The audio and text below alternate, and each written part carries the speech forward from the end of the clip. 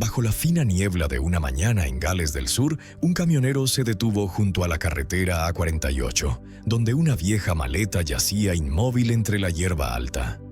Cuando se abrió la cremallera, lo que había dentro lo dejó helado. Una mano humana. Pero lo que más sorprendió a la policía fue que la mujer dentro de la maleta había sido, hasta entonces, la que su familia creía que vivía feliz con su marido perfecto. ¿Por qué un matrimonio que parecía en calma terminó en una maleta abandonada al borde de la carretera? ¿Y qué ocurrió en el pequeño piso de Kirsty Graham aquella noche fatídica de 2009? El 6 de abril de 2009, en una mañana gris cubierta de bruma, la carretera A48 cerca de la localidad de Bridgend, en Gales del Sur, seguía tan silenciosa como de costumbre. En ese tramo sinuoso, un camionero se detuvo en el arcén para descansar, sin imaginar que, minutos después, se convertiría en el testigo de un hallazgo que conmocionaría a toda Inglaterra. A pocos metros del asfalto, en el fondo de una pequeña hondonada, entre hierbajos altos empapados de rocío, había un objeto extraño inmóvil, una maleta vieja, oscura, como abandonada hacía mucho. Pero fueron su posición inusual y su forma abollada lo que llamaron la atención del hombre. Se acercó, con las botas hundiéndose levemente en el barro y el corazón acelerado por la intuición de que algo no iba bien. Al inclinarse y abrir la cremallera de la maleta, un olor extraño le golpeó, y entonces se quedó paralizado. Una mano humana, fría y amoratada, asomaba entre la tela. Por un instante permaneció inmóvil y todos los sonidos parecieron tragados por el entorno. Acto seguido corrió hacia el camión y temblando llamó a la policía. Cuando las autoridades llegaron al lugar, acordonaron de inmediato la zona. Incluso los agentes más experimentados no pudieron ocultar su conmoción. Dentro de la maleta había el cuerpo de una mujer joven, envuelto precipitadamente y marcado por una violencia brutal. A las pocas horas se identificó a la víctima, Kirsty Graham, de 24 años, la hija a quien, hasta hacía unos días, su familia creía que vivía en paz junto a su esposo. Kirsty nació el 19 de junio de 1984 en Inglaterra. Era la menor de 3 hermanas, Sonja, Hayley y Kirsty. Sus padres, David y Catherine, eran trabajadores y criaron a sus hijas con un cariño sencillo y una fe tranquila en el futuro. En su casa siempre había risas, comidas cálidas y noches de reunión familiar. La relación entre Kirsty y su madre, Catherine, era especialmente cercana.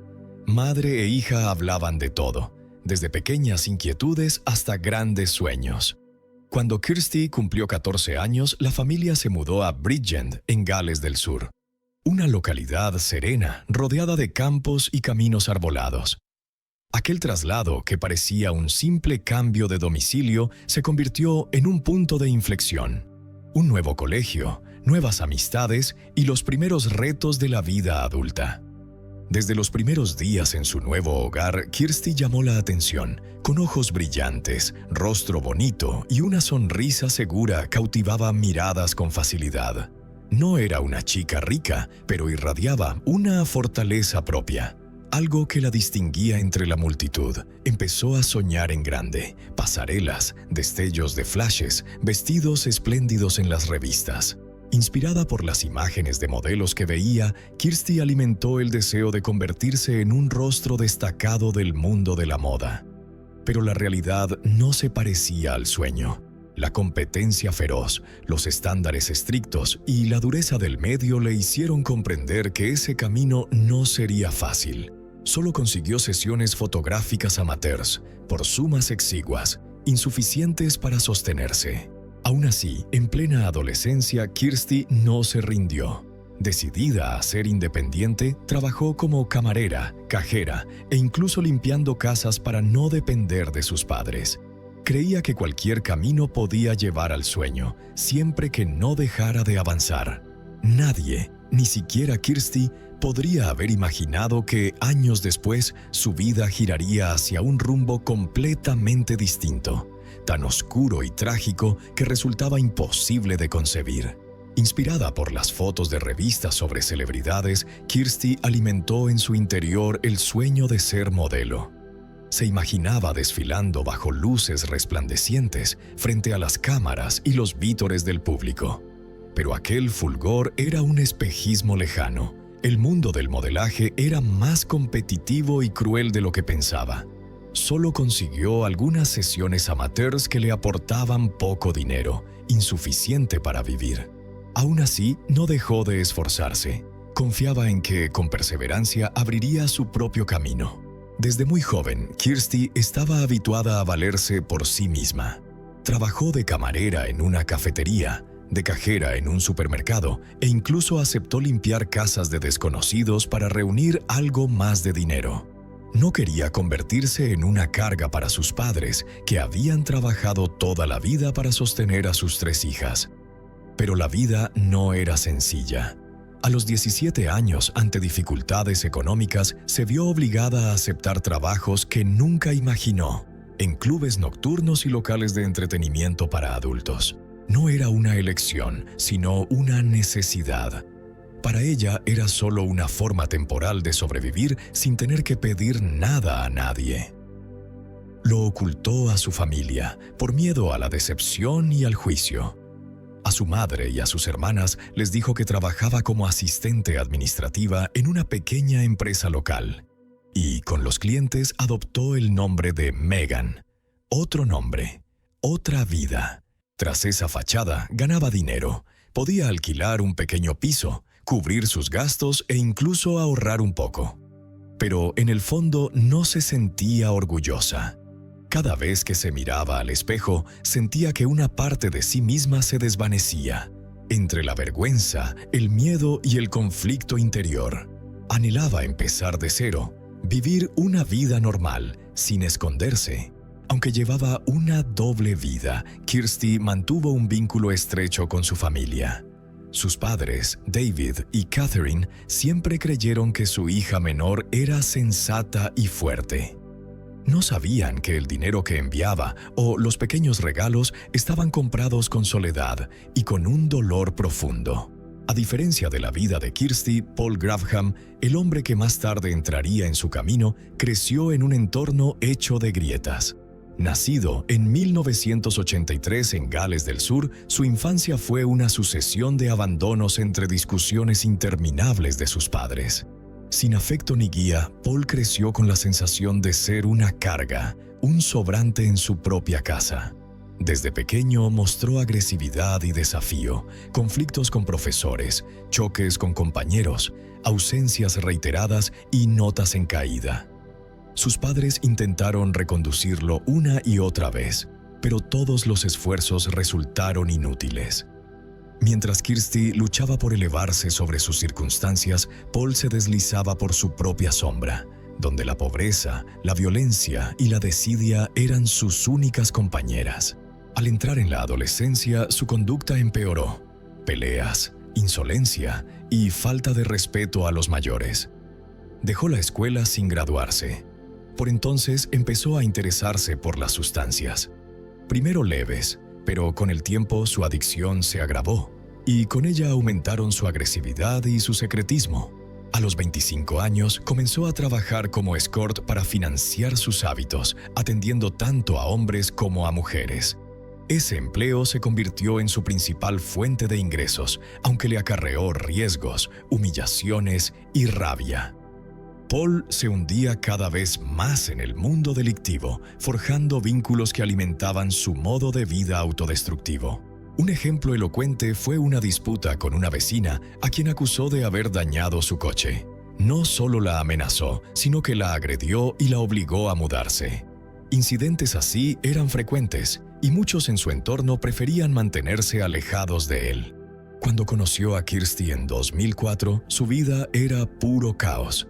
Adicción a sustancias, trabajo de escort y una ira fuera de control dominaban su día a día. La violencia y la manipulación de Paul dañaban a todos a su alrededor.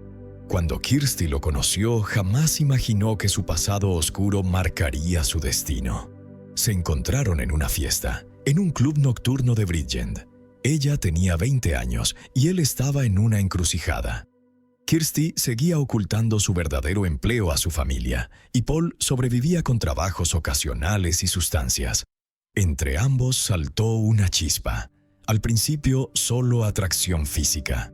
Amigos en común los presentaron. A Kirsty la cautivó su seguridad y a Paul lo atrajeron su apariencia y su sonrisa encantadora.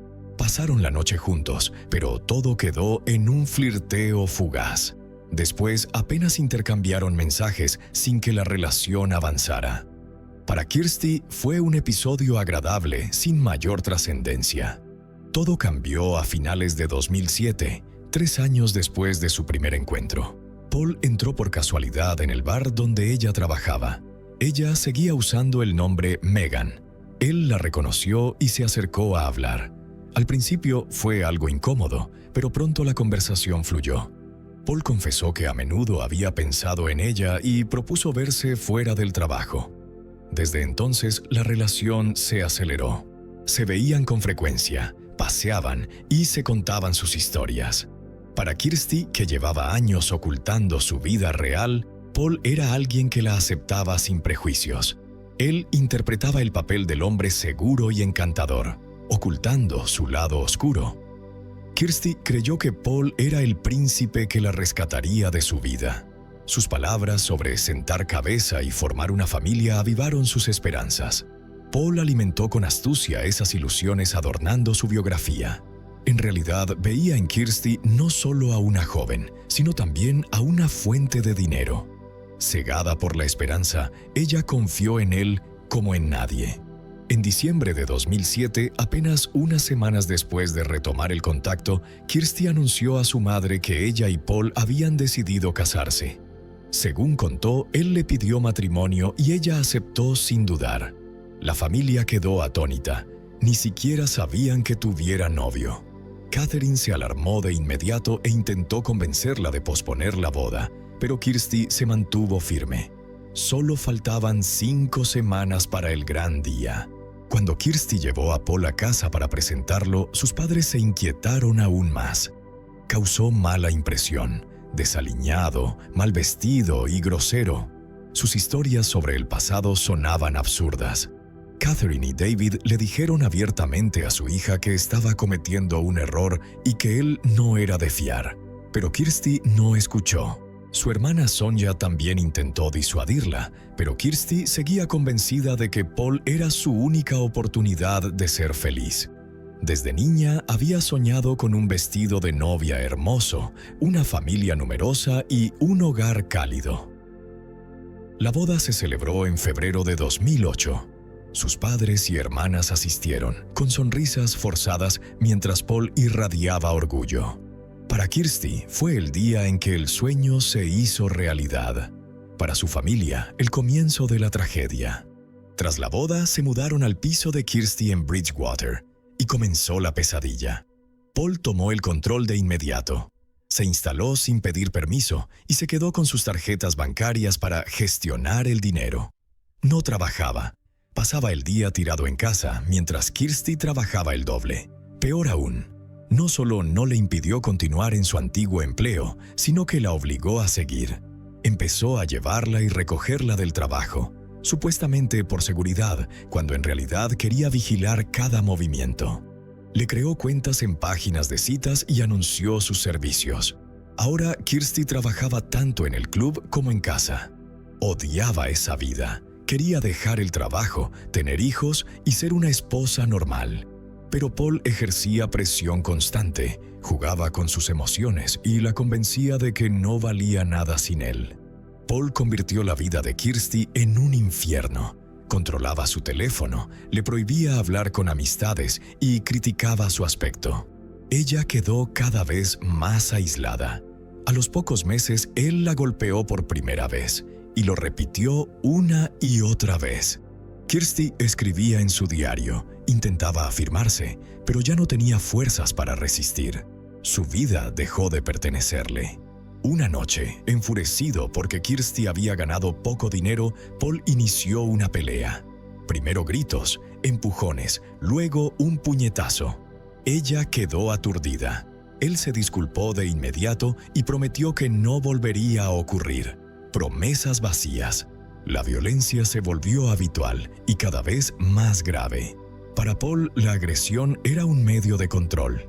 Cuando Kirsty se negaba a cumplir sus exigencias, primero la amenazaba y luego recurría a la fuerza. En una ocasión, al insinuar que quería dejar el trabajo, él la abofeteó con brusquedad y siguió golpeándola. Después apretó aún más el control, decidió por ella en todo e incluso le prohibió pensar por sí misma. Catherine empezó a notar que su hija ya no era feliz. Intentó hablar con ella, pero Kirsty evitaba la conversación o cambiaba de tema. El presentimiento le decía que ese hombre destruiría a su hija, pero Kirsty no la escuchó. En su diario admitía que el matrimonio la asfixiaba, pero no se atrevía a escapar. Tenía miedo, sentía culpa y era dependiente psicológicamente. Aún así se aferraba a la ilusión de que todo mejoraría. El 28 de marzo de 2009, Kirsty y Paul salieron con amigos a un club en Swansea. Bebieron y consumieron sustancias, algo ya habitual. Testigos notaron tensión entre ambos.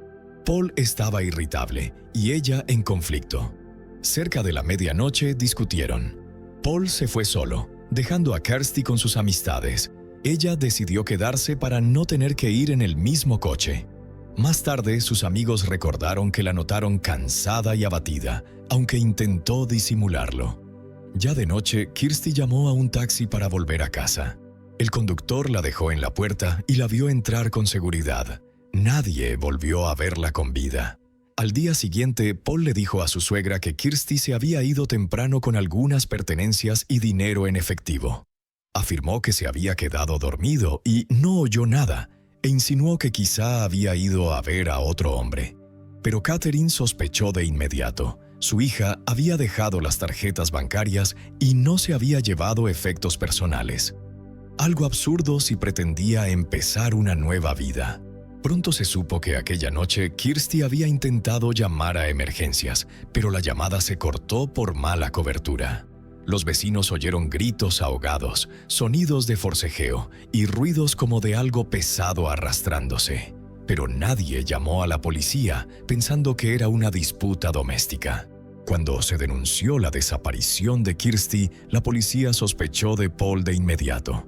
Su versión, que ella se había ido por voluntad propia, no encajaba con los hechos. Había zonas recién pintadas en el piso, como si alguien intentara cubrir algo. La alfombra del salón había desaparecido. Paul dijo que Kirsty estaba redecorando, pero sonaba absurdo.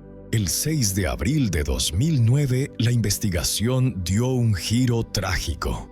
Un camionero detenido junto a la carretera cerca de Bridgend encontró una vieja maleta en una zanja. Al abrirla, vio una mano humana. La policía llegó y halló el cuerpo de una mujer en su interior. La autopsia confirmó que se trataba de Kirsty Graham. El examen reveló detalles escalofriantes: nariz y mandíbula fracturadas, numerosos hematomas y arañazos. La muerte se debió a un traumatismo cráneoencefálico. Había señales de estrangulamiento previas al fallecimiento. El cuerpo había sido trasladado. Primero estuvo en otro lugar y luego fue arrojado a la zanja. Paul fue detenido ese mismo día. Durante el interrogatorio lo negó todo, alegando que no sabía nada y que Kirsty se había ido por su cuenta. Pero su nerviosismo acrecentó las sospechas. La policía descubrió además un dato perturbador. Al día siguiente de la desaparición de Kirsty, Paul retiró dinero con su tarjeta y fue a un salón de masajes. Los investigadores reconstruyeron los hechos de aquella noche. Discutieron. Paul se abalanzó sobre ella, la abofeteó, la golpeó y la mató.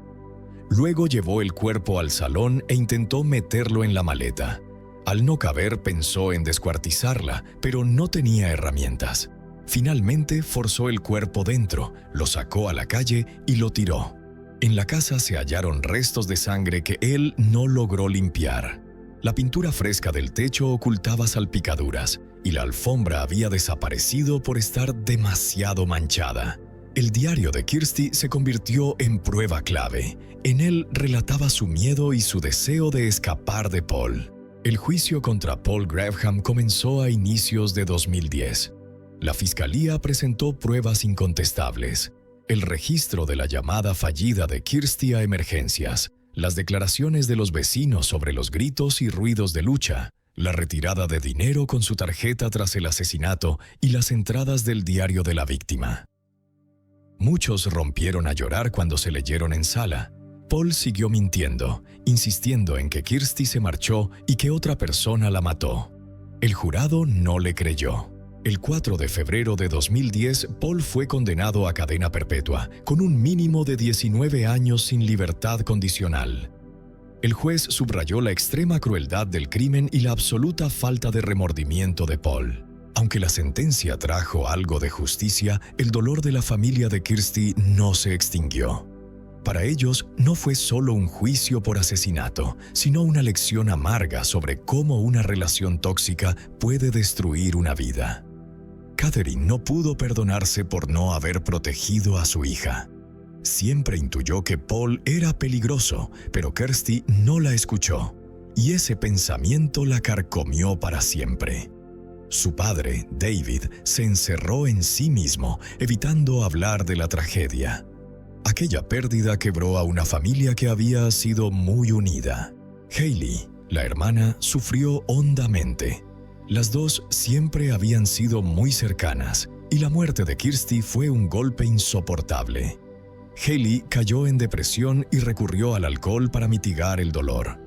Solo 5 años después de la muerte de Kirsty, Hayley falleció por intoxicación etílica a los 31 años. Otro mazazo para la familia. Enterraron a su segunda hija. Sonia, la hermana restante, comprendió la importancia de luchar por los seres queridos, pero ya era tarde. Se esforzó por cuidar de sus padres, cargando con una tristeza inmensa. Desde entonces, la pequeña casa de los Graham se quedó sin risas. Catherine y David conservaron intacta la habitación de Kirsty, sin cambiar nada, como si, manteniéndolo todo, su hija pudiera volver. Las fotos de la boda quedaron guardadas en un cajón. La última tarjeta de cumpleaños de Hayley colocada con cuidado sobre la mesa. En cada aniversario encendían velas, no para celebrar, sino para recordar. La muerte de sus 2 hijas les arrebató la luz de la vida. Habían tenido 3 niñas, 3 sonrisas radiantes, y ahora solo quedaban recuerdos y objetos antiguos. Sonja suele decir que lo más inquietante no es la partida de su hermana, sino el instante en que entendió que habían tenido la oportunidad de salvar a Kirsty, pero no lo hicieron a tiempo.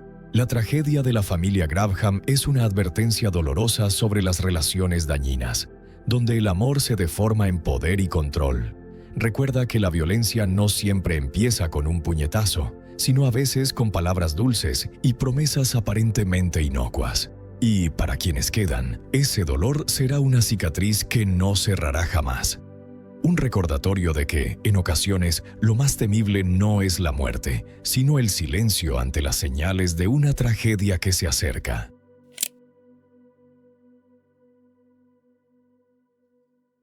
Una estudiante de 22 años hermosa que acababa de terminar su último examen en la Universidad de Indiana desapareció solo unas horas después de salir de un bar en la noche de celebración.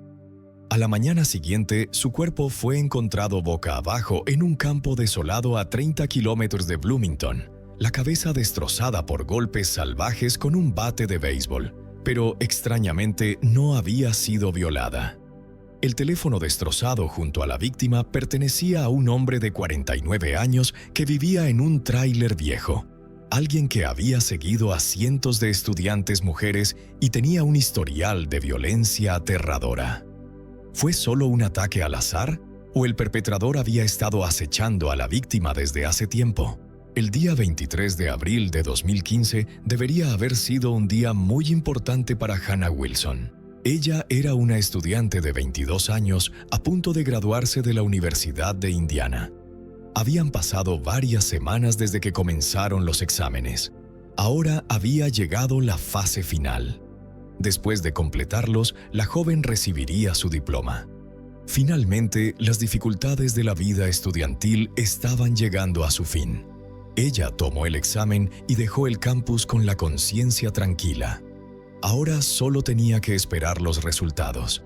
Cuando Hannah regresó a casa, salió a caminar con una de sus amigas y le dijo que estaba segura del éxito porque se había preparado bien. No había tenido ninguna dificultad con ninguna de las preguntas. Ahora estaba lista para celebrar adecuadamente el final del período de exámenes. Al día siguiente era un evento significativo para todo Bloomington. Aquí es donde comenzó la famosa carrera Little, una de las carreras universitarias más grandes del país. Dado que este evento coincidía con el final de los exámenes estudiantiles, los jóvenes se preparaban para varias celebraciones a la vez. Casi todos los estudiantes participaban en los eventos deportivos. Por esta razón, el centro del campus se transformó en un lugar donde ocurría un espectáculo real. Los bares estaban abarrotados. Los estudiantes se reunían por todas partes, bebiendo y festejando. Alrededor de las 7 de la tarde del 23 de abril de 2015, Hannah se unió a sus amigos que iban a visitar uno de los bares en el centro.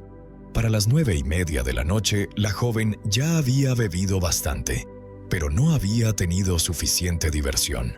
Salió del bar con algunos amigos. Todos querían ir a casa para continuar la fiesta.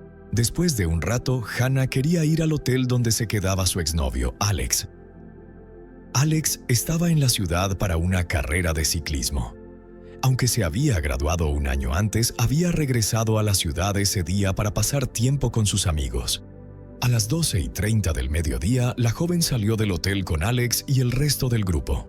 Los estudiantes de último año luego se dirigieron al bar Kilris en el centro de la ciudad. Allí, Hannah tomó otro cóctel y sus amigos notaron que apenas podía mantenerse en pie. Todos insistieron en que se fuera a casa, pero ella no quería. Con la ayuda de su exnovio lograron persuadirla. Todo el grupo salió a la calle. Los chicos llamaron un taxi en la calle, describieron exactamente dónde querían que llevaran a la joven, pagaron el viaje y le dieron al conductor una propina generosa. Hannah no quería irse y pidió a los chicos que la acompañaran, pero ellos se negaron, decidiendo que Hannah debería irse a dormir. Después, parte del grupo con el que había estado festejando fue a otro bar. Alex se encontró con su novia. La pareja se retiró a una habitación de hotel donde pasaron la noche. Otro amigo, Tyler, se quedó solo y simplemente se fue a casa. Este amigo era el más sobrio y estaba preocupado por Hannah. Le envió un mensaje antes de irse a dormir. Tyler recibió una respuesta.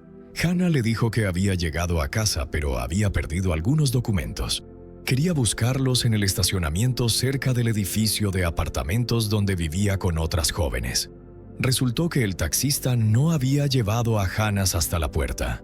Probablemente, por razones de seguridad, no había dado una dirección exacta. Por eso el taxista la dejó a cierta distancia de su casa. Él vio a la joven caminar por el estacionamiento hacia su casa y luego simplemente siguió conduciendo.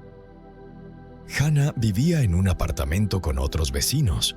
Todos eran miembros de la hermandad Gamma Beta. Una de sus compañeras de cuarto, Allison Ashbeck, ya estaba dormida cuando Hannah llegó a casa. Ella oyó abrirse la puerta pero no se levantó para ver quién había entrado, ya que estaba segura de que era su amiga. Allison no oyó cerrarse la puerta y volvió a dormirse. A la 1 de la madrugada, Hannah llamó a Colt, un joven que había conocido unos meses antes de estos eventos. Sin embargo, como todos los demás estudiantes, él estaba en un bar ruidoso en ese momento, y por lo tanto no podía entender lo que Hannah decía. Colgó y salió del establecimiento ruidoso. A las 5 de la madrugada, el chico llamó de vuelta, pero fue al buzón de voz. Colt envió un mensaje pidiendo que lo llamara, pero ella no respondió, y el joven continuó festejando, ya borracho. No tenía idea de que esta sería la última vez que la oiría. Al amanecer, Allison se despertó en el apartamento silencioso. Todo parecía tranquilo, pero al entrar en la sala de estar, notó algo extraño. vio que la puerta principal estaba abierta de par en par, lo que parecía muy raro. Allison pensó que su vecina simplemente había olvidado cerrar la puerta detrás de ella. Golpeó la puerta de la habitación de Hannah, pero nadie respondió. Resultó que la puerta de la habitación no estaba cerrada con llave, así que entró. No había nadie allí, pero Allison vio el bolso de su vecina con sus pertenencias, aunque Hannah nunca salía de casa sin él. Era obvio que nadie había dormido allí esa noche. La cama estaba perfectamente hecha. Todo parecía muy extraño. Allison no podía averiguar dónde estaba su vecina, así que llamó a Hannah. Pero sus llamadas también fueron al buzón de voz. Mientras su amiga intentaba averiguar dónde estaba su vecina, comenzaba un nuevo día a 30 kilómetros en el condado rural de Brown. A las 6:30 de la mañana, Jerry Goodwin, uno de los residentes, llegó en auto a la casa de su hermano, Daniel Messel. El hombre estaba llevando a su hijo a la escuela y a menudo pasaba por la casa de su hermano para tomar un café matutino. Sin embargo, hoy no fue Daniel quien abrió la puerta, sino su padre. El hombre parecía preocupado, ya que su hijo no había regresado a casa después de una noche de fiesta. Preocupado, Jerry fue a la imprenta local donde trabajaba su hermano. Supuso que Daniel se había quedado hasta tarde después de la fiesta en el bar, así que fue directamente al trabajo. Los primeros clientes ya habían llegado por la mañana, pero Daniel aún no estaba allí. Todo esto le parecía muy extraño. El gerente senior inmediatamente dijo que el hombre desaparecido no había llamado ni registrado su entrada. No era propenso a ausentarse o llegar tarde, siempre era una persona responsable y llegaba a tiempo, por lo que un retraso así parecía muy inusual. Al mismo tiempo, otra residente llamada Carol salió de su casa para comprar leche.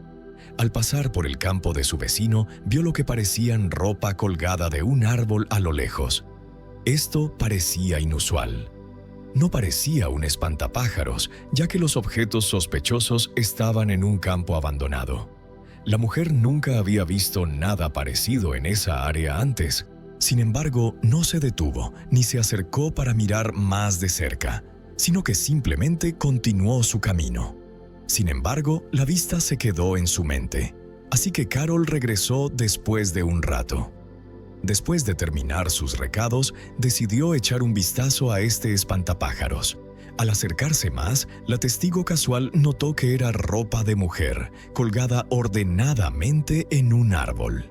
Desde lejos, vio algo que se parecía a una persona en la hierba, pero no estaba segura de quién era o qué estaba haciendo allí.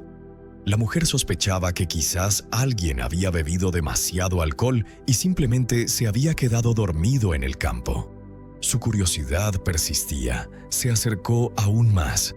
Carol se dio cuenta de que era una joven acostada boca abajo. Cuando la llamó, nadie respondió. Además, parecía haber sangre en la espalda de la joven. Por lo tanto, la residente corrió inmediatamente a casa para alertar a los servicios de emergencia. Inmediatamente después de su llamada, llegaron oficiales de policía y paramédicos al campo. El área fue completamente acordonada porque se había encontrado a una mujer muerta en el campo. El área alrededor del cuerpo fue registrada. Entre las primeras pistas estaba un teléfono móvil. Sin embargo, estaba aplastado y ya no funcionaba. No se encontraron documentos junto a la víctima. Identificarla representaba un desafío, pero la presencia de un teléfono móvil podría ayudar con la identificación. Una tarjeta SIM aún estaba en el teléfono. Esto se verificó y se encontró registrado a nombre de Daniel Messel. Aunque esto no ayudó a identificar a la víctima, ella fue identificada en las horas siguientes. La fallecida era Hannah Wilson, de 22 años. Daniel se convirtió inmediatamente en el principal sospechoso del asesinato. Los investigadores sospechaban que Hannah había luchado por su vida. Ella había logrado tomar el teléfono del atacante o sacárselo de la mano. Naturalmente, los investigadores decidieron inmediatamente ir a la casa de Daniel, de 49 años, para investigar. Allí descubrieron que aún no había regresado. En ese momento, el hombre vivía con su padre en una caravana en las afueras de la ciudad. Inmediatamente hablaron con Jerry y descubrieron que su hijo regularmente se metía en problemas. Esto también fue confirmado por los vecinos de los hombres. Nadie había podido contactar a Daniel desde la noche anterior, cuando estaba a punto de salir a un bar en el centro de Bloomington. Al irse, los investigadores se acercaron a uno de los vecinos. Le pidieron que llamara a la policía tan pronto como Daniel regresara. Después de unos 10 minutos, sonó el teléfono. El hombre informó que el principal sospechoso había llegado a su tráiler. Los oficiales de policía no habían ido lejos y regresaron rápidamente. Al acercarse al tráiler, uno de los oficiales notó que Daniel sacaba una bolsa de plástico blanca de su auto. El oficial se detuvo junto a su camioneta pick-up, sacó inmediatamente su arma y ordenó a Daniel que dejara caer la bolsa al suelo y levantara las manos. Daniel obedeció y tiró la bolsa a un lado. Sus manos levantadas tenían numerosos rasguños y marcas, indicando una lucha violenta. El segundo oficial de policía se acercó a la bolsa, miró dentro y encontró ropa manchada de sangre. Un examen adicional reveló que también contenía varios cabellos largos. Daniel fue arrestado inmediatamente. Su auto fue inspeccionado brevemente. Se encontró evidencia aún más perturbadora en el interior. Había varias salpicaduras grandes de sangre y cabellos idénticos a los encontrados en la bolsa que contenía la ropa. Daniel cooperó a regañadientes con los investigadores, pero aún respondió a las preguntas de los oficiales. Según él, se reunió con sus amigos la noche del 23 de abril en un vecindario concurrido de Bloomington. Él tenía 23 años y sus amigos planeaban participar en un juego de trivia en un grill cerca del centro de la ciudad. Esto era un ritual común para su grupo. Los amigos confirmaron que se reunían regularmente y competían entre sí en juegos de trivia. Daniel era un tipo inteligente, pero los investigadores creían que esa no era la única razón para la reunión. Inmediatamente notaron un hecho sospechoso. El grill estaba ubicado a solo unas decenas de metros del bar deportivo donde la mujer asesinada había pasado tiempo esa misma noche. Al mismo tiempo, verificaron la actividad en línea del hombre. Gracias al teléfono que encontraron, descubrieron que estaba buscando a la mujer de sus sueños. Llenó un formulario en un sitio web de citas para Sugar Daddies, afirmando que buscaba a una estudiante muy especial en la Universidad de Indiana. Sin embargo, mintió sobre sus medios financieros. Según Daniel, quería encontrar a una mujer entre 18 y 40 años y afirmó que ganaba entre $1,000 y $2,000 al año. En realidad, sus ingresos apenas superaban los $3,000. Él mismo estaba endeudado. Ni siquiera tenía $1 en su cuenta bancaria. Recientemente había declarado bancarrota. Esta era una de las razones por las que vivía con su padre en un tráiler viejo, ya que simplemente no podía permitirse nada mejor. Según el hombre arrestado, llegó al bar alrededor de las 8 de la noche de ese día. Daniel llegó deliberadamente temprano para reservar la mejor mesa para su grupo. Allí bebió una buena cantidad de cerveza y luego participó en un quiz con sus amigos. Esto fue confirmado no solo por los otros clientes, sino también por el personal del bar. Informaron que Daniel se estaba divirtiendo con sus amigos y parecía estar de mejor humor que de costumbre. El grupo salió del bar alrededor de las 11:30 de la noche. El hombre llevó a su amigo Matthew a casa y, según un testigo, no quería irse a casa, sino que quería dar un paseo por el centro de la ciudad. Basado en la ruta que tomó Daniel, podría haber encontrado a Hannah y a sus amigos que estaban escoltando a la joven a casa. El sospechoso no podía explicar cómo su teléfono terminó en un campo desierto y fue encontrado junto al cuerpo de la mujer asesinada. Para justificar los rasguños y marcas de lucha en sus manos, incluso inventó una historia ridícula. Daniel se comportaba bastante calmado. Los investigadores inicialmente asumieron que había visto a Hannah mientras conducía por el centro y decidió aprovechar la situación de impotencia de la joven. Actuaba como si hubiera conducido deliberadamente por el centro de Bloomington para encontrar una víctima, o como si hubiera seguido específicamente a Hannah. El perpetrador podría haber seguido el taxi hasta que ella bajara y se dirigiera a su apartamento. Un registro de las pertenencias personales de la fallecida no reveló su licencia de conducir. Se sospechaba que había perdido los documentos y solo notó la pérdida al regresar del bar. Hannah podría haber bajado para buscarlos en el estacionamiento. Es posible que Daniel se acercara a ella en ese preciso momento y la abordara. Cuando se le informó sobre la evidencia encontrada, comenzó a cooperar, aunque a regañadientes, con los investigadores. Daniel explicó que había conocido a una mujer desconocida en la calle. Ella estaba buscando algo, así que ofreció ayudarla. Quería encontrar sus documentos y le pidió que la llevara en auto a un bar donde estaba pasando tiempo con amigos. Él aceptó y la llevó allí. En el centro de la ciudad, ella lo dejó en una dirección desconocida y nunca regresó. Daniel sospechaba que podría haber robado su teléfono, por eso la policía lo encontró más tarde cerca del cuerpo. Sin embargo, para ese momento ya había razones para creer que algo más perturbador había ocurrido en el auto de Daniel. Los investigadores asumieron que el principal sospechoso había atacado a Hannah tan pronto como subió al auto. Basado en las manchas de sangre encontradas, ocurrió una lucha entre los dos. Se asumió que el hombre podría haber golpeado a la joven tan fuerte que perdió el conocimiento. Luego la llevó fuera de la ciudad a un campo desierto. Esta ubicación, donde más tarde se encontró el cuerpo, estaba a unos 30 minutos en auto. Sin embargo, no había suficiente sangre dentro del auto para asumir que la había matado allí. Por todas las apariencias, el asesinato ocurrió afuera. Los residentes con los que los investigadores hablaron más tarde enfatizaron que los perros comenzaron a ladrar después de las 3 de la madrugada. Era un ladrido inusual, no como si los animales simplemente alertaran de un extraño. Parecía como si alertaran de un peligro mortal. Aparentemente, Daniel había matado a Hannah en el campo en ese preciso momento, y los animales lo sintieron.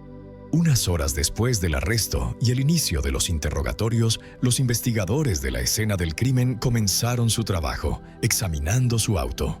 El exterior estaba cubierto de barro seco y hierba. En el interior, además de las trazas obvias de sangre que ya se habían notado durante el arresto, encontraron mechones de cabello y un tacón roto bajo el asiento del pasajero. Coincidía con los zapatos de la joven encontrados en el campo. En el maletero encontraron un bate de béisbol, un rollo de cinta adhesiva negra, pañuelos y una manta. Todos estos artículos parecían herramientas preparadas especialmente necesarias para cometer un crimen. Ahora los investigadores estaban seguros de que Daniel había actuado deliberadamente y la estudiante era una víctima al azar. El hombre podría haber estado conduciendo por la ciudad buscando a una joven adecuada como presa fácil para un robo. Naturalmente, se sospechaba que pretendía violarla, pero Hannah resistió con demasiada fuerza y murió como resultado.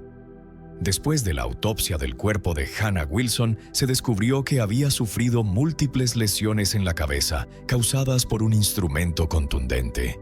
Rastros de golpes y marcas de martillo se encontraron por todo su cuerpo. Su cráneo estaba fracturado en varios lugares y sus brazos estaban cubiertos de abrasiones y cortes sostenidos en defensa propia. Era obvio que había sido sometida a un ataque prolongado, pero a pesar de todos estos horrores, la joven no fue violada. Esto incluso parecía un poco extraño, ya que los investigadores estaban seguros de que el ataque tenía motivación sexual. Al menos ese es el caso en la mayoría de los casos. Hannah y Daniel ni siquiera se conocían remotamente, no tenían contacto en línea ni en la vida real. Él no tenía un motivo personal fuerte para el ataque. Todo esto caracterizaba al perpetrador como una persona aún más terrible. El motivo del ataque solo podía ser el deseo de matar e infligir dolor. Sin embargo, era difícil decir con un 100% de certeza por qué había sucedido esto.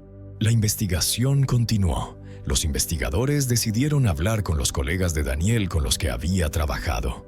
Varios testigos reportaron el interés insano del hombre en mujeres jóvenes, especialmente estudiantes femeninas. A menudo preguntaba sus nombres e intentaba averiguar sus hábitos. Estaba interesado en cuándo y cómo visitaban varios lugares en la ciudad, como si intentara provocar un encuentro. Ahora quedaba claro que podría acecharlas de esta manera. A menudo hacía comentarios inapropiados, y una mujer mayor con la que trabajaba vio a Daniel siguiendo a una estudiante femenina desconocida por largos periodos en la calle. Esto ocurría durante las horas oscuras del día. Por supuesto, estas declaraciones de testigos solas no daban lugar a sospechas, pero completaban el panorama de lo que había sucedido. Los investigadores obtuvieron acceso a la computadora del hombre, registraron su habitación y examinaron sus pertenencias personales. Encontraron un disco duro que contenía una carpeta completa con cientos de imágenes de estudiantes femeninas de la universidad local. Su navegador contenía numerosas búsquedas aterradoras relacionadas con violación, secuestro, inmovilización y asesinato. Daniel Messel estaba interesado en todo lo relacionado con la violencia, el asesinato y la cuestión de cómo evitar el castigo por tales crímenes. Poco antes del asesinato de Hannah, se interesó en la efectividad de las pruebas de ADN. A pesar de su curiosidad, no logró destruir la evidencia. En general, actuó de manera muy descuidada. El perpetrador no había logrado limpiar su auto y también dejó una gran cantidad de material en el cuerpo de la víctima. Todo esto fue recolectado y enviado a un laboratorio. El resultado era predecible. El ADN de Daniel se encontró por todo el cuerpo de Hannah. Una cantidad particularmente alta se encontró bajo sus uñas. Ella había actuado desesperadamente y dejó rastros de su ADN en el cuerpo del asesino y en la ropa en su auto, especialmente en el maletero. Todo esto eliminaba cualquier duda sobre su culpabilidad. Cuando Daniel supo esto, continuó insistiendo en su inocencia. Sin embargo, su historia cambió. Ahora decía que no podía recordar los eventos de la noche anterior. El hombre presuntamente había bebido mucho y se había quedado dormido en su auto. Por eso no llegó a casa hasta mucho más tarde cuando despertó. Justificó el ADN bajo las uñas de Hannah diciendo que la joven lo había atacado durante su viaje nocturno por el centro de la ciudad. Los investigadores revisaron el historial criminal del hombre. Resultó que no era ajeno al sistema judicial y ya había sido procesado por varios incidentes graves. Notablemente, todos estos incidentes involucraban crueldad y violencia. Los primeros signos de problemas se notaron durante sus años escolares, pero las cosas solo empeoraron con la edad. En 1991, golpeó a un hombre en la cara con un bate de béisbol. Solo un año después, fue acusado 2 veces de abusar sexualmente de un menor. En 1991 atacó a otra chica, golpeándola, mordiéndola y tirando de su cabello. Fue sentenciado a 1 año de prisión por este incidente. En 1994 se presentó un nuevo cargo contra él, alegando que Daniel había seguido a 2 hombres en su auto. Todo esto finalmente llevó a un accidente. Milagrosamente, nadie murió. Después golpeó a su abuela tan fuerte que le rompió la mandíbula. 1 año después estalló otra pelea con un hombre, pero una mujer intervino. La arrojó al suelo, la golpeó en la cara y luego huyó de la escena, pero no iba a rendirse. En lugar de esconderse, el perpetrador tomó una tabla y regresó con la mujer, golpeándola varias veces en la cabeza, causando una lesión cerebral traumática grave. Incluso la golpeó mientras ya estaba en el suelo. Sorprendentemente, el perpetrador solo fue sentenciado a 3 años de prisión por este ataque, a pesar de que todos sus crímenes anteriores estaban registrados. Dado el comportamiento inapropiado de Daniel, los investigadores estaban convencidos de que esto era solo parte de sus hazañas. Es probable que en la mayoría de casos similares, las personas o no reporten el incidente a las autoridades, o la policía simplemente no pueda encontrar a nadie. A pesar de todas estas violaciones sistemáticas y el comportamiento del hombre, aún no estaba claro qué podría haber hecho Hannah Wilson para merecer la muerte. Él permaneció firme, se declaró no culpable e insistió en que no recordaba nada. Después de que se presentó la evidencia contra Daniel, se celebró una conferencia de prensa. Se publicó su foto. Se pidió a los ciudadanos que contactaran a la policía y reportaran todo lo que supieran. Los investigadores esperaban que esto ayudara a descubrir su involucramiento en otros crímenes. Y así sucedió. La estación de policía local recibió numerosas llamadas. Estas permitieron descubrir crímenes adicionales cometidos por Daniel. El 3 de noviembre de 2012, una estudiante de primer año regresaba borracha de una fiesta en el campus de la Universidad de Indiana. Un hombre desconocido le ofreció llevarla a casa. La joven aceptó. Una vez que estaba en el auto, él la agarró por el cuello y la empujó entre sus piernas, donde sus pantalones ya estaban desabrochados. Ella comenzó a resistir, golpeando su cabeza varias veces contra el volante y el tablero. Eventualmente saltó del auto en movimiento. El secuestrador no se detuvo para ayudarla. La víctima sufrió lesiones graves, pero logró escapar. Solo un mes después, el 2 de diciembre de 2012, dos mujeres de 21 años salieron de un bar en el centro de la ciudad temprano en la mañana. También se les ofreció llevarlas a casa, pero sintieron problemas. Las mujeres intentaron huir, pero Daniel comenzó a comportarse agresivamente. Las estudiantes lograron escapar del ataque. Memorizaron el número de placa del auto. Más tarde, el hombre incluso fue capturado. Contrario a las expectativas, fue liberado después de un breve interrogatorio porque no las había lastimado. Otro testigo reportó que en agosto de 2012, a las 2 de la madrugada, un hombre desconocido se acercó a ella. También intentó persuadirla de llevarlo a casa, pero ella se negó, ya que sintió algo perturbador en su comportamiento. Daniel comenzó a comportarse agresivamente de nuevo. Sin embargo, fue ahuyentada por transeúntes. Esta mujer también presentó una queja a las autoridades, pero no se realizaron arrestos ni cargos. El 1 de septiembre de 2012, una estudiante de 22 años en la universidad local despertó en un SUV plateado, sin estar segura de cómo llegó allí. Había sido golpeada y gravemente herida por Daniel Messel, quien la abandonó fuera de la ciudad y robó su tarjeta de crédito, teléfono y bolso. La investigación nuevamente no tuvo resultados. Ahora que Hannah Wilson había muerto a manos de este hombre perturbado, las autoridades finalmente tomaron el caso. Tomó un asesinato para que alguien decidiera detener al perpetrador. Esto, por supuesto, provocó una gran indignación pública. Menos de una semana después del descubrimiento del cuerpo de Hannah, Daniel fue acusado de asesinato. Fue detenido sin fianza. El juicio comenzó en agosto de 2016 y duró 2 semanas. La fiscalía basó su táctica en probar que Daniel era puro mal. Infligía dolor y lesiones a otros y lo disfrutaba tanto que ni siquiera le interesaba particularmente la violación. Se recolectó una gran cantidad de evidencia para apoyar esta versión.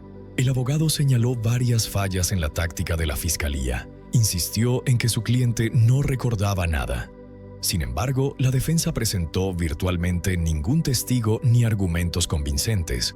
Por el lado de la fiscalía, sin embargo, había no solo testigos y víctimas de Daniel, sino también evidencia y expertos forenses que describieron vívidamente cuán cruelmente había sido torturada la joven antes de su muerte. El jurado deliberó 5 horas sobre el veredicto. El 29 de agosto de 2016 declararon a Daniel Messel culpable de asesinar a Hannah Wilson.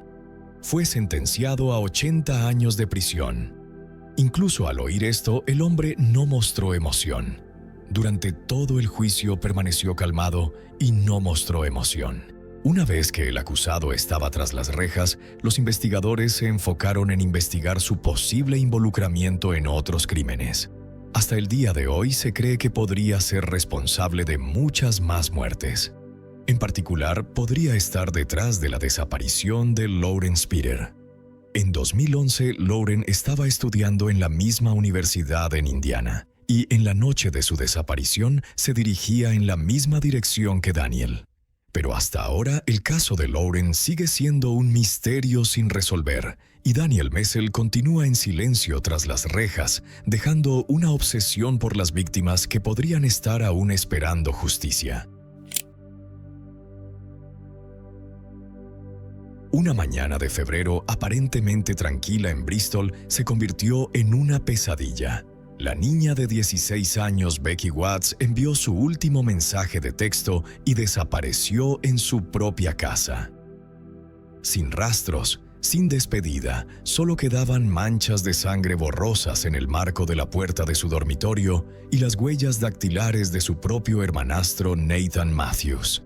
Lo más horroroso, el cuerpo de Becky fue cortado en 8 partes, envuelto herméticamente en maletas, espolvoreado con sal y arena para gatos para ocultar el olor, y escondido en la casa de un vecino. El asesino no era un extraño, sino un familiar, con un plan de secuestro sexual enfermizo incubado durante mucho tiempo. ¿Era realmente una adolescente vivaz y llena de amor egoísta como justificó el asesino? ¿Y por qué su novia, Shauna Hoare, reía disimuladamente mientras el mundo entero lloraba buscándola? Becky Watts nació en Bristol de Darren Galsworthy y Tanya. Incluso antes de nacer, sus padres ya se habían separado y sus primeros años estuvieron marcados por la inestabilidad. Becky pasó sus primeros años con su madre, pero tras preocupaciones por negligencia fue puesta bajo cuidado. Poco después, ella y su hermano mayor Dan se mudaron a vivir con su padre, Darren Galsworthy. Quienes conocían a Becky solían hablar de su personalidad de 2 maneras distintas. Con amigos cercanos y familia era franca, animada y llena de humor. Nunca temía mostrar su espíritu fuerte. Sin embargo, en la escuela se la describía como callada y reservada, aunque sus profesores la recordaban por su bondad, su empatía y el tamaño de su corazón. Era el tipo de chica que notaba cuando alguien quedaba excluido y se aseguraba de que se sintiera incluido. Becky mantenía un círculo pequeño pero leal de amigos y la lealtad entre ellos era profunda. La vida en casa también cambió.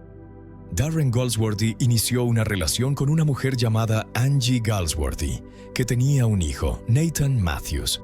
Darren Galsworthy y Angie Galsworthy se casaron. Fue una celebración familiar mezclada. Nathan Matthews actuó orgulloso como padrino, mientras Becky fue una de las damas de honor junto a la novia de Nathan Matthews, Shauna Hoare. Las fotos tomadas ese día mostraban a una familia esperanzada en su futuro. Pero menos de 2 años después, sus vidas se hicieron añicos. Becky fue reportada desaparecida. Se suponía que había planeado encontrarse con su novio esa mañana, pero nunca llegó. Su padre, Darren Galsworthy, desesperado por noticias, recurrió tanto a la policía como al público, suplicando cualquier información sobre el paradero de su hija. Lo que llamó la atención de los investigadores desde el principio fue el silencio. El teléfono y las redes sociales de Becky habían quedado completamente inactivos. Para una adolescente que normalmente estaba en contacto constante con amigos en línea, esto era una señal de alerta grave. El caso atrajo rápidamente atención nacional. Los medios de todo el país informaron que Becky, de solo 16 años, había desaparecido de su casa en el área de St. George de Bristol. Los días pasaban sin contacto. Los detectives confirmaron que solo había salido de la casa con su portátil y su teléfono, y no se había vuelto a saber de ella. Amigos, profesores y familia repetían el mismo sentimiento. Esta desaparición era completamente atípica de su carácter. Los esfuerzos de búsqueda escalaron rápidamente. Equipos policiales registraron campos cercanos, parques y zonas boscosas. Helicópteros sobrevolaban mientras buzos peinaban lagos. La reserva natural Troopers Hill, un lago local y múltiples casas fueron registradas exhaustivamente, pero no apareció evidencia alguna. La Agencia Nacional del Crimen y el Colegio de Policía prestaron apoyo y la comunidad se unió. Carteles aparecieron por todo Bristol. Voluntarios salieron en masa a buscar por las calles y el hashtag Becky se extendió por redes sociales, amplificando el ruego de ayuda de la familia. Los investigadores comenzaron a reconstruir los últimos movimientos conocidos de Becky. Hablaron con quienes estaban más cerca de ella, esperando descubrir detalles que explicaran su desaparición repentina. Su madrastra, Angie Galsworthy, mencionó haber oído el portazo de la puerta esa mañana, asumiendo que Becky había salido para el día. Las últimas personas confirmadas en ver a Becky fueron su hermanastro Nathan Matthews y su novia, Shauna Hoare. Cuando la pareja fue finalmente entrevistada, sus relatos coincidían casi palabra por palabra. Ambos dijeron que oyeron pisadas fuertes bajando las escaleras, seguidas del portazo de la puerta principal. Insistieron en que asumieron que Becky había salido de la casa de mal humor. Para los detectives, la similitud en sus historias destacó de inmediato. En la mayoría de las investigaciones, los testigos ofrecen recuerdos ligeramente diferentes, pero estos dos parecían ensayados. Su actitud también llamó la atención. Shauna Hoare parecía risueña y relajada, mientras Nathan Matthews parecía extrañamente distante, sin mostrar preocupación real. 9 días después de la desaparición de Becky, la policía regresó a la casa familiar con un equipo forense. Dentro del dormitorio de Becky hicieron un descubrimiento escalofriante: manchas de sangre borrosas en el marco de la puerta. Aún más inquietante, huellas dactilares fueron encontradas dentro de esas manchas de sangre. La evidencia sugería que algo violento había ocurrido dentro de la misma casa donde fue vista con vida por última vez. Los resultados forenses de la huella dactilar encontrada en la sangre del marco de la puerta del dormitorio de Becky regresaron. La huella pertenecía a su hermanastro, Nathan Matthews. Horas después siguió la confirmación de que la sangre era efectivamente de Becky. Con esta devastadora noticia, la policía sabía que tenían motivos para actuar. Nathan Matthews y Shauna Hoare fueron arrestados en una casa en Bristol. Nathan Matthews era 10 años mayor que Becky y la conocía desde que ella tenía solo 2 años, cuando su madre inició una relación con Darren Galsworthy, el padre de Becky. La relación entre Nathan Matthews y Darren Galsworthy siempre había sido tensa. Nathan Matthews resentía la interferencia en su vida y la de su madre. Mientras el hermano de Becky, Dan, pasaba tiempo con Nathan Matthews jugando videojuegos, Nathan Matthews apenas interactuaba con Becky. Él no vivía en la casa familiar, pero se quedaba cerca con su abuela, visitando frecuentemente la casa. Incidentes preocupantes del pasado de Nathan Matthews pintaban un cuadro alarmante. Cuando tenía 19 años, una vez llegó a la casa familiar con 4 niñas pequeñas en el asiento trasero de su coche. Ninguna parecía mayor de 12 años. Darren Galsworthy se negó a dejarlas entrar y ordenó a Nathan Matthews llevarlas a casa de inmediato. Años después, cuando Becky luchaba con un trastorno alimentario siendo adolescente, su familia estaba profundamente preocupada por ella. Nathan Matthews, sin embargo, lo descartó sin empatía, afirmando que solo buscaba atención. Becky finalmente se recuperó, pero la indiferencia de Nathan Matthews quedó grabada en la memoria. Cuando Nathan Matthews tenía 21 años, presentó a la familia a su nueva novia, Shauna Hoare. Afirmó que ella tenía 19 años, pero en realidad solo tenía 15. Darren Galsworthy detectó rápidamente la mentira y le dijo a Nathan Matthews que la llevara a casa, no queriendo arriesgar la estabilidad de sus hijos tras años luchando con servicios sociales. A pesar de ello, Nathan Matthews y Shauna Hoare siguieron juntos, eventualmente teniendo una hija. Darren Galsworthy admitió que nunca le gustó Shauna Hoare, diciendo que había algo en ella que simplemente no podía ubicar. Tras su arresto, la policía planificó cuidadosamente sus interrogatorios. Forenses también fueron enviados a registrar la casa de Nathan Matthews y Shauna Hoare. La propiedad estaba caótica con habitaciones desbordadas de desorden. Sin embargo, en medio del caos, un detalle destacaba claramente: la bañera. A diferencia del resto de la casa desordenada, la bañera estaba impecable, reluciente y fregada a fondo. Una anomalía que levantó sospechas de inmediato. A medida que la investigación se profundizó, los detectives descubrieron 2 pequeñas pero cruciales piezas de evidencia: recibos de una ferretería. Mostraban que el mismo día en que Becky fue reportada desaparecida, Nathan Matthews había comprado una sierra circular, gafas protectoras, guantes y una máscara. CCTV lo confirmó realizando la compra. La noticia devastó a la familia de Becky. Darren Galsworthy dijo después que en ese momento sintió como si su mundo se derrumbara. Flores y tributos aparecieron pronto fuera de la casa familiar y la iglesia St. Ambrose abrió sus puertas para que los dolientes encendieran velas y escribieran en un libro de recuerdos. Dolorosamente, el asesinato de Becky ocurrió en el 20º cumpleaños de su hermano Dan, un día marcado para siempre por la tragedia. La policía recibió una declaración a través del abogado de Nathan Matthews. Él se negó a escuchar mientras era leída en voz alta, tapándose los oídos, pero las palabras admitían su responsabilidad en la muerte de Becky. Explicó que había llegado a la casa familiar armado con un dispositivo de aturdimiento, cinta adhesiva, esposas, una máscara y una bolsa grande. Su plan, afirmó, había sido secuestrar a Becky para darle una lección, creyendo que era egoísta y un riesgo para la salud de su madre. Pero cuando Becky vio su rostro durante la lucha, entró en pánico. Nathan Matthews confesó que la estranguló mientras ella estaba parcialmente dentro de la bolsa. El horror no terminó ahí. Tras matarla, Nathan Matthews usó la sierra que había comprado para desmembrar su cuerpo en la bañera, limpiando la escena después en un escalofriante intento de ocultar su crimen. La bañera impecable, los recibos sospechosos y la eventual confesión de Nathan Matthews revelaron la verdad inimaginable. Becky Watts no había huido. Ella había sido asesinada por la misma persona que debería haber sido parte de su círculo familiar protector.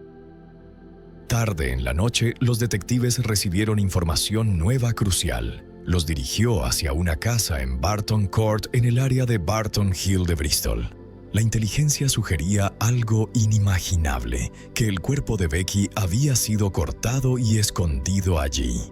Cuando la policía registró la propiedad, sus peores temores se confirmaron. Dentro de la casa adosada y su jardín encontraron maletas y bolsas envueltas en plástico y film transparente. Los restos de Becky Watts habían sido ocultados con arena para gatos y sal en un desesperado intento de esconder el olor a descomposición. Aunque la identificación formal aún estaba pendiente, la policía informó de inmediato a la familia de Becky. Era el desenlace devastador que habían temido desde el principio. La policía arrestó a varias personas vinculadas a la casa. 3 hombres y 2 mujeres fueron detenidos bajo sospecha de asistir a un delincuente. Mientras algunos insistían en que no sabían qué había dentro de las bolsas, unos pocos admitirían después culpabilidad por ayudar tras el crimen. Otros finalmente serían absueltos. El estado macabro de los restos revelaba las medidas calculadas para ocultar el crimen. Pero el informe patológico pintaba un cuadro aún más oscuro. Becky había luchado desesperadamente por su vida. Sufrió más de 40 heridas antes de morir, probablemente causadas por asfixia cuando una mano apretó su nariz y boca. En un acto final escalofriante, su cuerpo había sido pisoteado repetidamente después de muerta. Becky tuvo que ser identificada mediante evidencia de ADN. Para la policía local, el caso se convirtió en una de las investigaciones más grandes de su historia. Cientos de agentes, voluntarios y miembros de la comunidad buscaron incansablemente, aferrándose a la esperanza de encontrar a Becky con vida. Aunque Nathan Matthews ya había confesado, los detectives dudaban de que hubiera revelado toda la verdad. Necesitaban saber el grado de implicación de su novia Shauna Hoare. Al ser interrogada, afirmó que solo supo del rol de Nathan Matthews tras su declaración a la policía. Insistió en que nunca tocó a Becky, viva o muerta, pero los investigadores no estaban convencidos. Reconstruir las últimas horas de Becky expuso la escalofriante secuencia de eventos. Becky regresó a casa tras pasar la noche con un amigo. Envió su último mensaje de texto a su novio, diciendo que estaba escuchando música. Minutos después, Nathan Matthews y Shauna Hoare llegaron. En lugar de estacionar en la calle como de costumbre, Nathan Matthews retrocedió su coche en la entrada, con el maletero hacia la puerta principal, listo para cargar lo que había venido a buscar. Con Angie Galsworthy en una cita hospitalaria, Becky estaba sola en la casa. Nathan Matthews atacó, asfixiándola antes de colocar su cuerpo en el coche. Angie Galsworthy había regresado a casa. Nathan Matthews y Shauna Horry actuaron como si nada hubiera pasado. Horas después, el novio de Becky llegó, preocupado porque no respondía. Shauna Horry fingió revisar la habitación de Becky, mientras el coche afuera aún contenía su cuerpo en el maletero. Esa noche condujeron de vuelta a su propia casa. Dentro de la casa, el cuerpo de Becky fue desmembrado en la bañera. Después, Nathan Matthews y Shauna Horry pidieron pizza y comida china, comportándose como si nada horroroso acabara de ocurrir. Al día siguiente, Nathan Matthews compró limpiador de desagües, guantes, máscaras, gafas protectoras y una sierra. Más tarde, esa misma tarde, Darren Galsworthy reportó a su hija desaparecida, mientras Shauna Horry incluso compartió su súplica en Facebook por el regreso seguro de Becky. En los días siguientes, sus acciones se volvieron cada vez más siniestras. Compraron bolsas de basura, lejía, film transparente y sacos de escombros. Compraron más suministros, incluyendo esponjas y cinta adhesiva. La policía llamó a su puerta, pero la pareja se negó a responder. Ese mismo día, buscaron encontrar Becky Watts en Google, y en minutos Shauna Horry llamó a su madre adoptiva, con quien no había hablado en años, arreglando visitar su casa. CCTV captó una furgoneta blanca viajando desde Cotton Mill Lane hasta el lugar donde más tarde se encontrarían los restos de Becky. Los investigadores creen que su cuerpo desmembrado estaba dentro de esa furgoneta. Mientras Nathan Matthews continuaba relatando su versión de los eventos, la gravedad de lo que había hecho comenzó a revelarse lentamente. Su afirmación inicial de que el plan solo era asustar a Becky para cambiar su comportamiento contrastaba fuertemente con la realidad brutal. Admitió que pretendía atarla, silenciarla con cinta y transportarla en el maletero de su coche con planes vagos de asustarla más en un área boscosa antes de liberarla. Era una justificación retorcida construida sobre la creencia de que humillarla la obligaría de alguna manera a ser más agradecida y menos egoísta. Pero su explicación revelaba más de lo que probablemente se daba cuenta. Estaba premeditado, organizado y profundamente siniestro. Tras 96 horas de interrogatorio, Nathan Matthews fue formalmente acusado del asesinato de su hermanastra, Shauna Horry. Aunque aún no vinculada directamente al asesinato, fue acusada de pervertir el curso de la justicia. Pero los investigadores no habían terminado. En las semanas siguientes, desmenuzaron cada aspecto de la vida de la pareja. Registros telefónicos, búsquedas en Internet y mensajes de texto borrados comenzaron a revelar la verdad. En el teléfono de Shauna Horry, los agentes recuperaron mensajes perturbadores entre ella y Nathan Matthews. La pareja había bromeado sobre secuestrar a una niña pequeña y esconderla en el ático.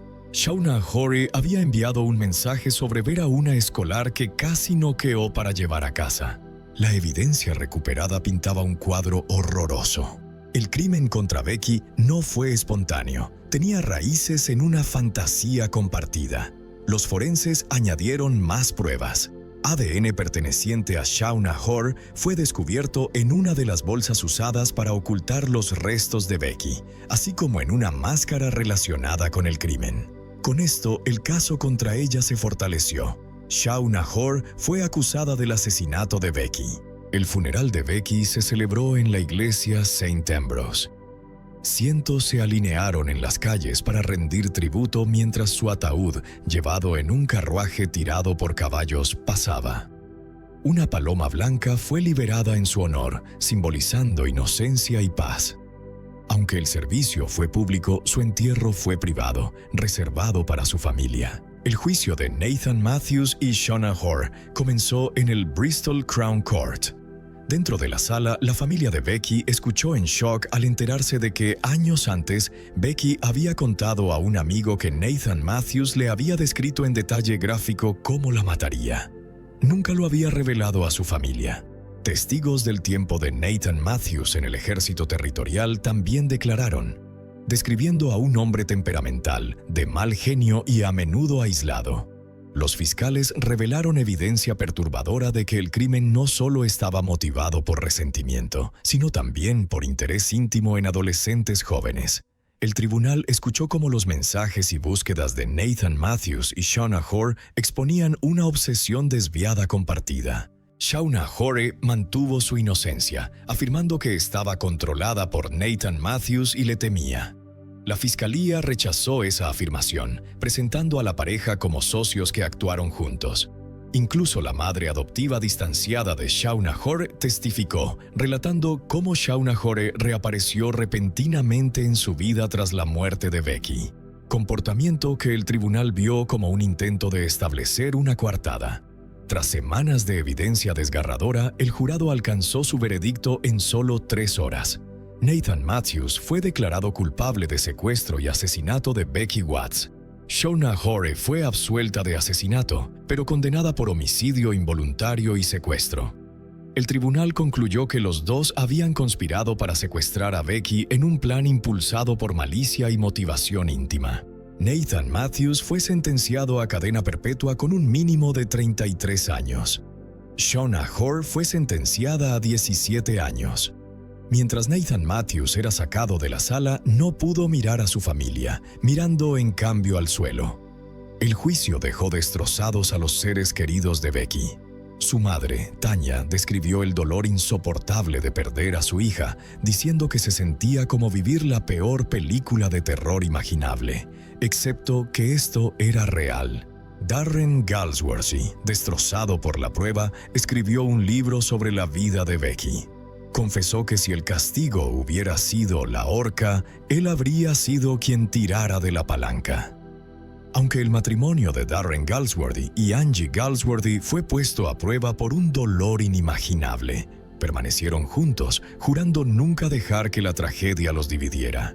Acreditaron el inmenso apoyo de la comunidad que organizó sueltas de globos, marchas y momentos de silencio en memoria de Becky. En un parque local, un pequeño manzano fue plantado como tributo vivo, símbolo de esperanza, crecimiento y recuerdo. La historia de Becky es una de profunda pérdida, pero también del amor y la luz que trajo a quienes la rodeaban. Su familia la describió como un torbellino, un huracán y un rayo de sol al mismo tiempo, llena de energía, fuerte e imposible de ignorar. Con solo 16 años, su vida fue robada de la manera más horrorosa, pero su memoria continúa viviendo en los corazones de quienes la conocieron y amaron. Darren Galsworthy, el padre que una vez albergó sueños de paz para su hija, ahora dedica el resto de su vida a mantener viva la llama de Becky. Publicó el libro Becky, The Life and Loves of Becky Watts, relatando cada sonrisa, cada vez que la niña bailaba en la cocina, cada dibujo garabateado que le regaló con la inscripción Daddy, My Hero. Cada año, en el cumpleaños de Becky, la familia y la comunidad sueltan cientos de globos rosas, su color favorito, al cielo de Bristol, acompañados de mensajes escritos a mano enviados a nuestra pequeña princesa. En el parque Crown Hill, el pequeño manzano de antaño ha crecido en una copa amplia, dando sombra al banco de piedra grabado con el nombre de Becky y la inscripción Forever CCC's, Forever Loved. Los viejos amigos aún se reúnen bajo el árbol en cada festividad, contando recuerdos de cómo Becky los sacaba de rincones apartados en el patio escolar, obligándolos a cantar con ella las canciones pop ruidosas que amaba. Dan, su hermano biológico, se tatuó en el brazo un corazón roto con una B dentro, jurando vivir el doble para compensar la parte de vida robada a su hermana. Tanya, la madre que perdió la custodia cuando Becky era bebé, ahora transforma el dolor en acción. Fundó una organización benéfica con el nombre de Becky, apoyando a niños con dificultades de salud mental y trastornos alimentarios, precisamente la enfermedad que Becky superó. Cada vez que la fundación ayuda a una niña a recuperar la sonrisa, Tanya susurra: Becky, ¿ves? Todavía estás salvando vidas. La antigua casa en St. George ahora tiene nuevos dueños, pero la pared del pasillo conserva intacta la foto familiar tomada el día de la boda de Darren y Angie, Becky en el centro, con una sonrisa radiante como la luz del sol. Aunque Nathan Matthews y Shauna Hoare cumplen condena tras las rejas, aunque las heridas cortantes horrorosas en el cuerpo de Becky nunca sanarán en la memoria de sus seres queridos, el amor por ella permanece intacto, fuerte e imperecedero. Becky no es solo víctima de un crimen brutal, es símbolo de vitalidad, bondad y resiliencia. Una chica de 16 años que enseñó a toda una ciudad cómo amar, cómo recordar para siempre y cómo transformar el dolor en esperanza.